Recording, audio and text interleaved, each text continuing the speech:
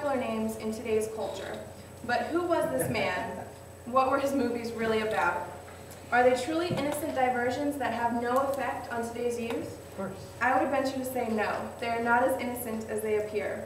In fact, there are messages in these movies that are so subtly entwined that you would never expect them to contain what they do. One Illuminati Grandmaster says this: if the world only had the eyes to see the fibers which lay under the surface of Walt Disney's image, they'd tar and feather him and drag him through the streets, if only they knew what Disney's primary goal was. So who truly is this man behind the most popular, the most successful industry in all of Hollywood?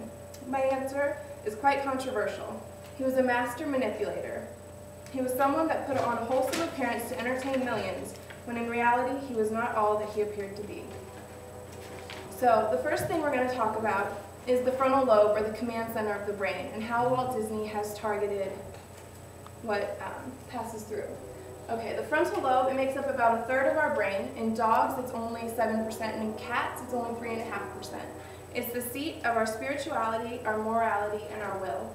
It's our God-given gift to choose between right and wrong, and it's important to understand anything that would hinder this vital command center. Something I thought was interesting from early writings, page 152, says, I was shown Satan as he once was, a happy, exalted angel. Then I was shown him as he is now. He still bears a kingly form, his features are still noble, for he is an angel fallen. But the expression of his countenance is full of anxiety, care, unhappiness, malice, hate, mischief, deceit, and every evil. That brow which was once so noble, I particularly noticed. His forehead commenced from his eyes to recede. So if you can imagine, Satan has no frontal lobe. He has no conscience. It's completely caved in. 1 Corinthians 3:16 says this, know ye not that you are the temple of God, and the Spirit of God dwells in you? So God dwells in our minds, right? He's not in our arms or legs or our hands or anything like that. And this is the reason Satan would want to attack our frontal lobe. Acts of the Apostles, page 518, says this, those who would not fall a prey to Satan's devices must guard well the avenues of the soul. They must avoid reading, seeing, or hearing that which will suggest impure thoughts.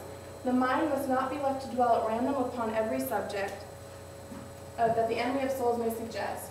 The heart must be faithfully sentinel, or evils without will awaken evils within, and the soul will wander in darkness. So Ellen White makes it clear that we're to guard what comes into our minds. So what is hypnosis?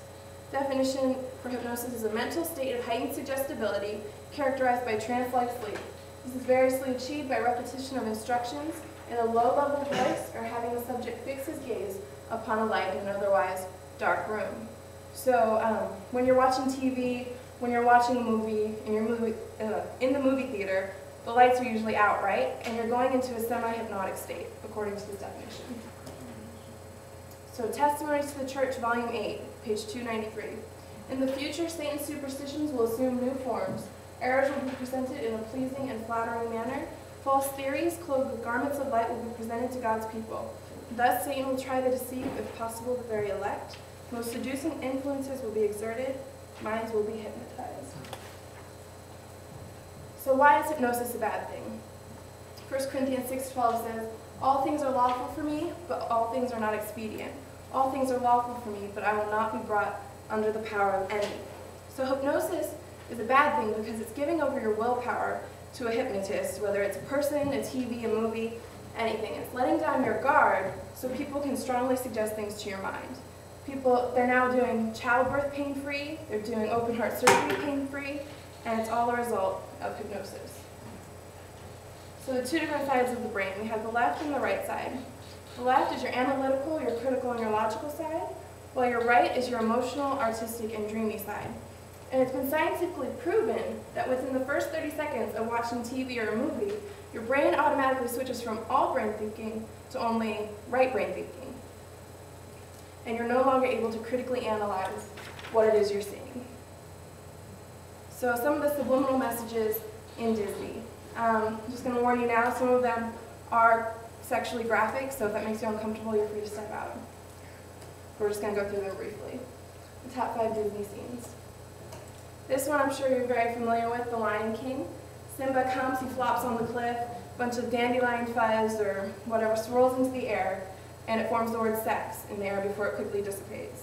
It's kind of hard to see on the projector, but it's right there. Another one is an Aladdin, a clip from Aladdin. I'll just show you this briefly.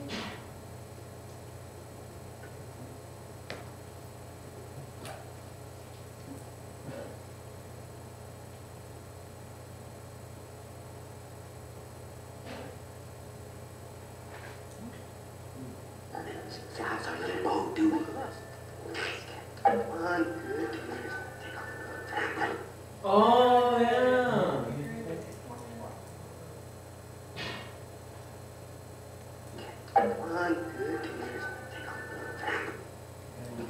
It's right before she goes drinking says yeah. So that's the one in Aladdin. The Little Mermaid, this was the original cover for the VHS release. And there is a phallic symbol in there. I'm not going to point it out for those of you who can't see it. But it's there. They actually had to do a new cover and re-release it. Oh, what kind of symbol? Phallic symbol. Okay, another Little Mermaid episode, scene is the priest is a little too happy to be marrying them. The rescuers, there's a naked woman in the background. It's at the top up there. So Disney is suggesting things subliminally to our kids. They said they did it to increase adult attendance and teenage boys. And so they're perverting the minds of our youth sexually. Another very prevalent thing in Disney is witchcraft, sorcery, and magic. Nearly every Disney film has some sort of sorcery in it.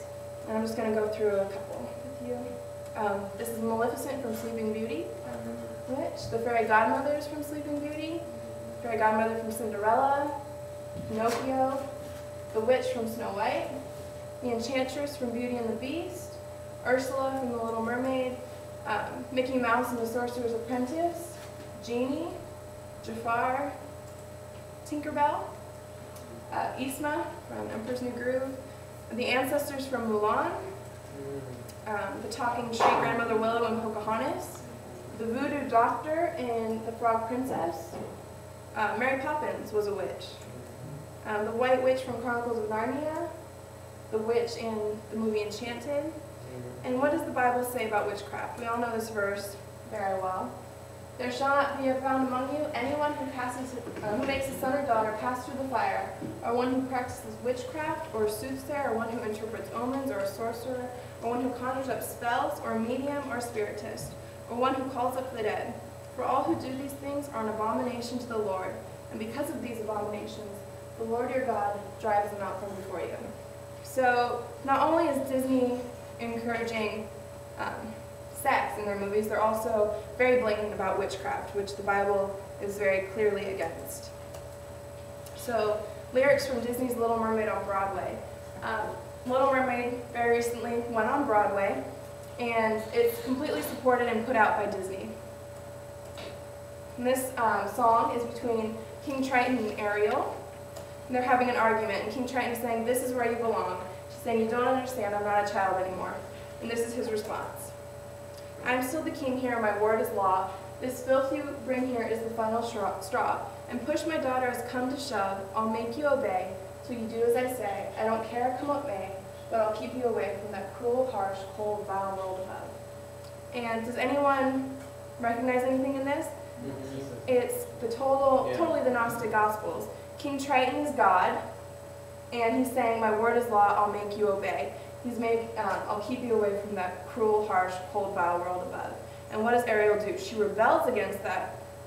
She rebels against her father, and she goes to the world, and she ends up finding happiness, joy, love, everything there. And King Triton, in the end, is the one who's wrong. And then this one, Ursula, she says this: "My rain white was blissfully delicious. Did I use some black magic? Well, oopsie, my bad. Did I mutilate, maim, and destroy? Just a tad. And for that I get banished. But me, I'm not mad. There's just one little thing that I want. Just one eensy-teensy thing that I want. I want the good times back. I want those grand old days. I want the twisted nights, the sick delights, the wild soirees."